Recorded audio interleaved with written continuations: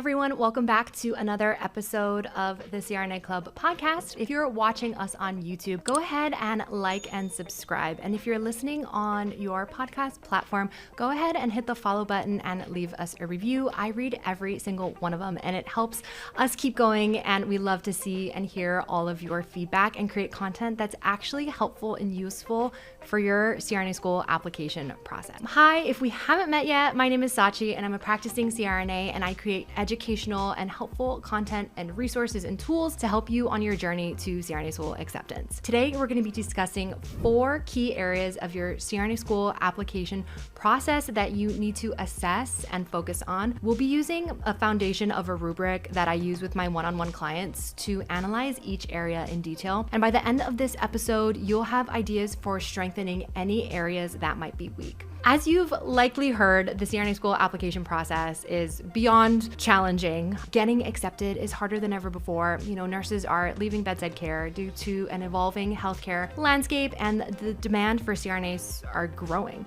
They're earning higher and higher salaries, and it's just becoming more and more appealing. This has kind of created sort of a mass exodus of ICU nurses. Many of them are seeking CRNA school admission, but there's only a limited number of seats in these programs, which means lower acceptance rates because we have so many applicants apply. So therefore, it's more important than ever to avoid rushing the application process, ensuring that you have all the requirements met to avoid detours. You want to not have to be applying year after year. So a streamlined approach can help you get accepted on the first try. So the first area to analyze is your academic ability.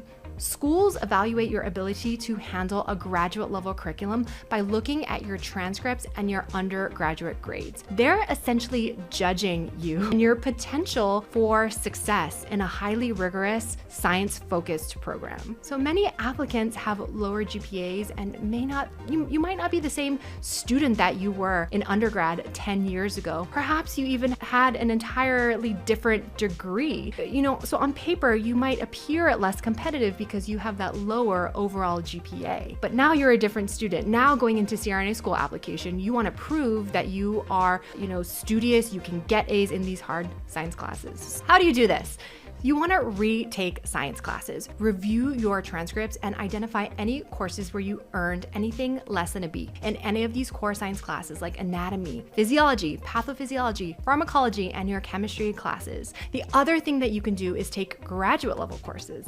This demonstrates your ability to handle graduate level work because you're applying to a doctorate program. Next, you can perform well on the GRE if it's required. Now, while more and more programs are removing this GRE requirement, some still really look at it favorably, especially for applicants with lower GPAs. The other thing that you can do to sort of make up for this lower GPA and prove your academic ability is earn additional certifications to showcase your ability to take standardized tests and study working and taking this certification exam. Now, while not every program technically requires the CCRN, most applicants are going to have it or another specialty certification in their area. So if you weren't a stellar undergraduate student, consider retaking science classes, taking graduate level courses, and this is really going to strengthen your application and demonstrate your ability to handle the demanding CRNA curriculum, which is heavily focused on science. The second area to analyze is your clinical experience. Now, the Council of Accreditation of Nurse Anesthesia, the COA, sets the standard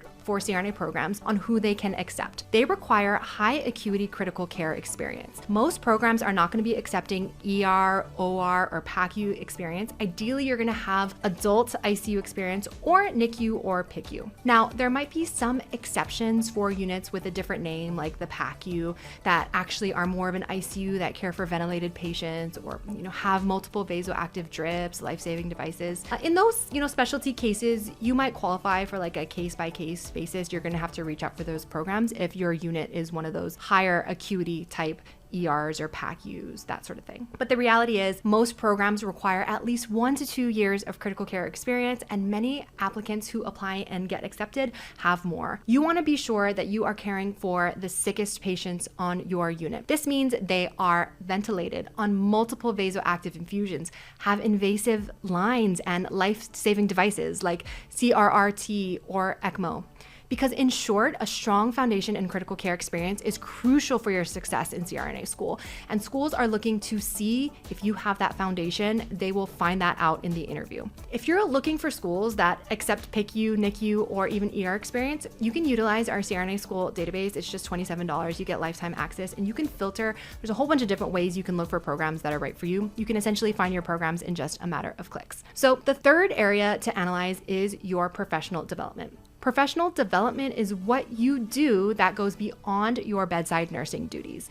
It encompasses involvement in your unit, leadership projects, research activities, attending nursing chapter meetings, and participating in nursing organizations. So what do you do that's above and beyond? CRNAs value this because we want nurses who are actively involved in their professional organizations, because we are heavily involved in the AANA, our professional organization, as CRNAs. And I dive deeper into why this is important on other episodes, but in short, advocacy is very important to us, and we want nurses entering the profession who are going to be advocating, be involved, and advance the CRNA profession forward. The last area you really need to scrutinize is your anesthesia experience.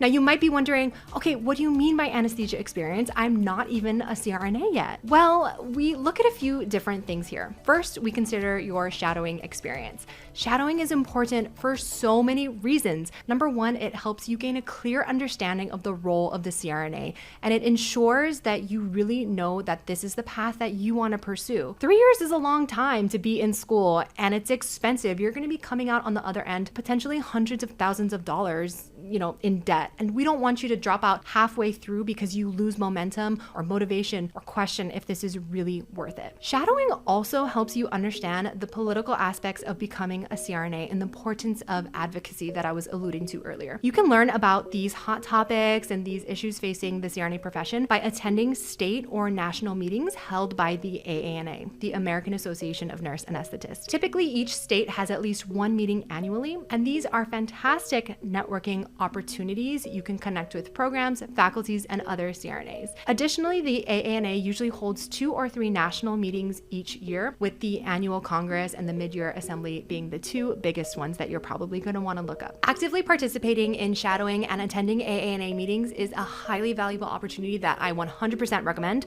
I have an AANA meeting calendar linked below that you can download and check out to see when your next state meeting is. You can grab that for free. Go ahead and look it up. So those were the 4 major areas of your application that you need to assess and analyze: your academic ability, your clinical experience, your professional development, and anesthesia experience. There are, of course, other areas that we consider when evaluating our applications. If you want to dive deeper into looking at your application holistically and try to figure out what additional blind spots you may have or what areas that you might be missing beyond the 4 that we looked at today, we have a 2-day challenge coming up at the end of the month, April 23rd and 24th.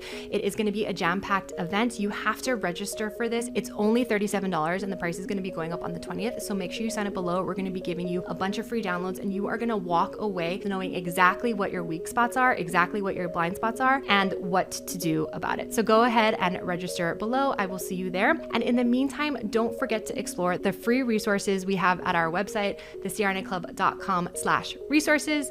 We give so much away for free. There is a lot of content to consume there. All right, that is it for today. I will see you guys on the next episode.